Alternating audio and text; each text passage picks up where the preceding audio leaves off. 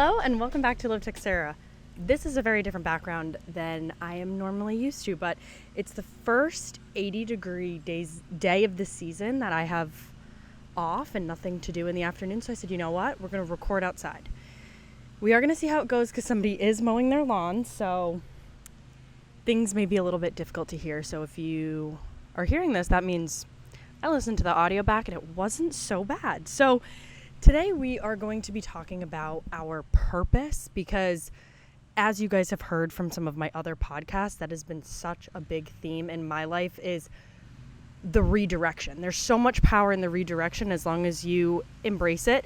Very difficult to do, very hard to do. It doesn't come easy when you're faced with that kind of like, what the fuck am I doing? Like I talked about my last episode, or maybe it was the first one back.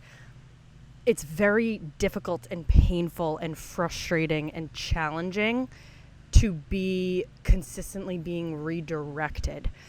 But I have learned through experience that there's so much power in embracing the unknown and embracing the difficult things and embracing change. I also believe that when you're forced to think about your life in the next 10 years and 20 years and 30 years, you really start thinking like, okay, how do I work backwards? How do I kind of plan my vision for what I want the next 30 years of my life, where I want to be at 50 years old and 60 years old? How do I work back from that so that I'm really happy and successful then, but I'm also really happy and successful on the journey? So one of the principles that I've always used, funny enough, with my clients, with coaching people, is Ikigai. So there's a book about it. I'm pretty sure it comes from Japanese philosophy after they studied the blue zones and things of that nature. It's just how to have the highest quality of happiness in your career, in what you do, in your kind of devotion to humankind, the future, whatever that is, whatever you choose to do with your life craft, Ikigai. So it's this concept where what you love and what you're good at and what you can be paid for all mesh together. And then I also forgot what the world needs. So in my experience, in my opinion, a lot of these things start to overlap, but we're going to go into each one of these and I'm going to give you an idea of maybe some questions to ask yourself to really assess, okay, what is my purpose in life? What should I do next? What should I do with my life as a whole? Because I feel like it is such a common theme. I have so many friends in their 20s and 30s that are just figuring life out, and maybe things went one way when they thought they'd go another, whether it's career related, whether it's a business, whether it's something with a degree. There's so many different avenues that we can take, and sometimes it's exciting and overwhelming all at once. So I wanted to make this episode because I feel like a few months ago I really needed it, and I've also done this with clients where they're like, wow, that makes so much sense. Also, if you are listening to this, I do believe there's somebody mowing their lawn. So hopefully it's just not so bad. I probably shouldn't have pointed it out again, but it's comical at this point. Anyways, episode has to go out, so you got to do what you got to do. If you're listening to this, whether you're at the gym, in the car, on a walk, I appreciate you. Let's get into it. So the first concept of Ikigai is what you love. Now, I believe in doing this in a career sense, but also in a very broad sense. Like for myself, I absolutely love helping people. I love teaching people. I love working with people. I love extracting information out of them to help them make better decisions for their life, to help them gain perspective on their life. But there's also things that I absolutely love that have nothing to do with my career and is still worth jotting down. I love having excellent conversations with my friends. I love going to dinner with my friends. I love a long car ride and chit chat. I love to just catch up and talk and all of those things. I also love just singing and going for car rides and just windows down on a beautiful day. Those are all things that I love. I love traveling. I love exploring. I love doing new things. I love learning. All of those things are the things that I personally love. They light me up, whether it has to do with my career or not. I believe that you should write down both. You should write down the areas, the things, the activities, the people, the whatever in regards to your career, and then also things that just bring you a lot of happiness. Sometimes it's nice to just identify those things and fill your life up with them. I really enjoy cooking. I love cooking for people. I love cooking healthy, nutritious, holistic, incredible foods for myself and fueling my body.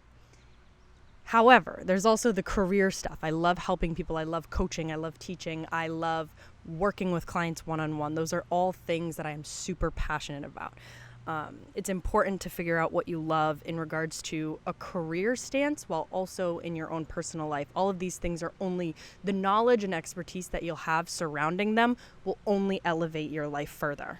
So if I were to even break down what I love more, I love connecting with people. I love inspiring people. I love helping people. I love motivating people. I love giving people confidence and self-assurance and self-awareness. Number 2, the second principle of Ikigai is what the world needs. So is there a gap in the market? Is there a niche? Is there some area that you feel like there isn't enough there? There isn't enough substance there? Is there somewhere that you can find yourself as kind of being the catalyst for change, the catalyst for better, so to speak?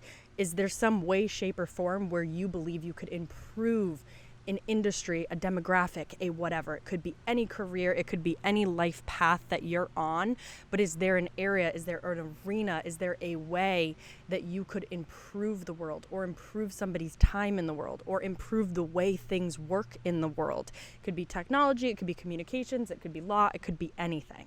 So that really comes down to assessing the world, and don't be scared to just assess it based off of your own experience and your own expertise. If you see the world a certain way and you grew up a certain way, you're going to have different perspectives than everybody else. You may look at the world as, wow, this is a huge need, even if other people don't see it the same way you do, and vice versa. You may see a need that other people had that you didn't necessarily have in your life, and you want to fill that gap for others. So be broad with this, but be specific. Be broad in the sense of it could be genuinely anything. Be specific in knowing, what does the world need? How do I view the world and what the world needs and the areas of which one can contribute? Number 3, the third principle of Ikigai is what you can get paid for. So I'm a firm believer that you can get paid in any industry with any skill set doing whatever it is that you want to do. There's no limit to that. Of course, there is degrees and certifications, and there's a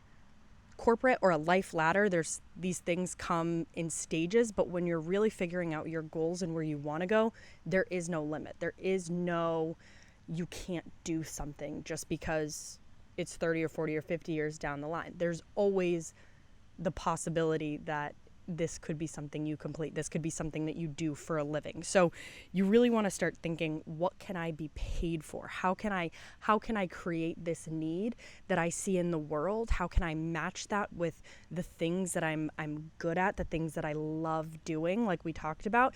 And how can I pair that with a life that is a career, that has an income, that has consistency and all of the things that you're looking for? And I think some people get tripped up on this part, which is where I would kind of recommend more research. Why don't you go and try to find somebody that does that? Why don't you go and try to find a company that supports that and pays for that? Why don't you try to find a way to get these interests that you have and the love that you have for the world and the gap like we talked about? Why don't you try to figure out a way? Don't necessarily say, don't knock it till you try it, so to speak. So don't just shut this down and say, oh, this doesn't exist, I can't do this. What if you just tried a little harder? What if you just tried to see if there was somebody out there that's doing the thing that you would dream to do? How do they get paid for it? How do they make a living off of it? Is that something that seems aligned for you?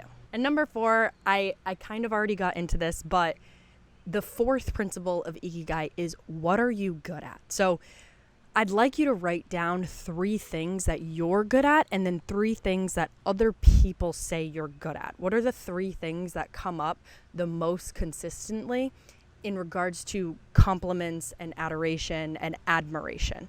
What are the 3 things that people say regularly that you go, oh, okay, like maybe there is something here. Maybe there is like a little bit more to it than I see, because sometimes we don't see our own greatness, and it's up to our friends and our family and the people we love most to bring those things out.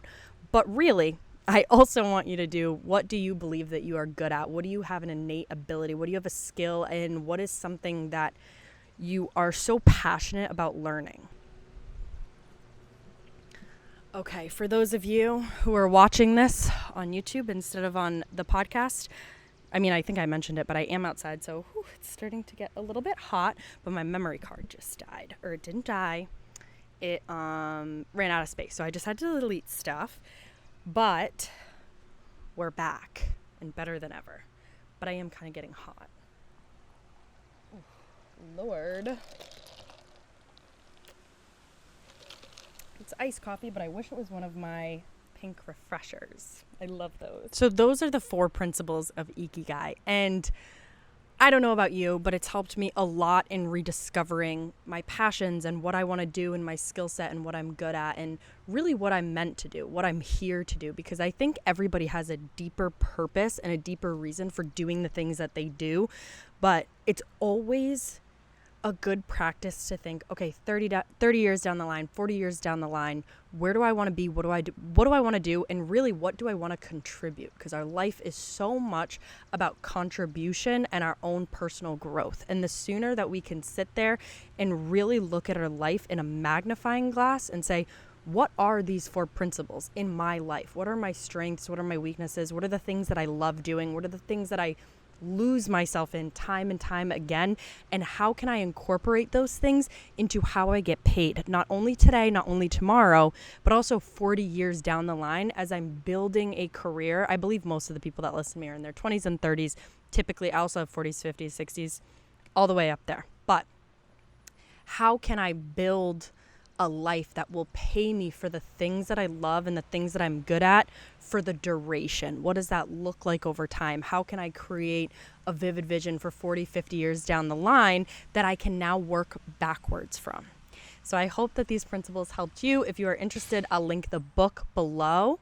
I read it a really long time ago. There's also tons of YouTube videos and things like that.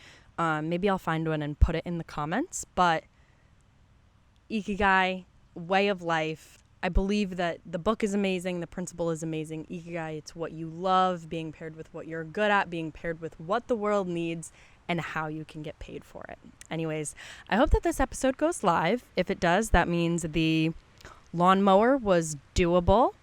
If it doesn't, that means nobody will ever see this, and I will just have wasted 15 minutes recording. But we'll see. Anyways, thank you guys so much for listening. I've appreciated all of the love and all of the feedback and all of the good vibes on the podcast since we have relaunched. So thank you guys so incredibly much for listening. I will talk to you in the next episode. Bye.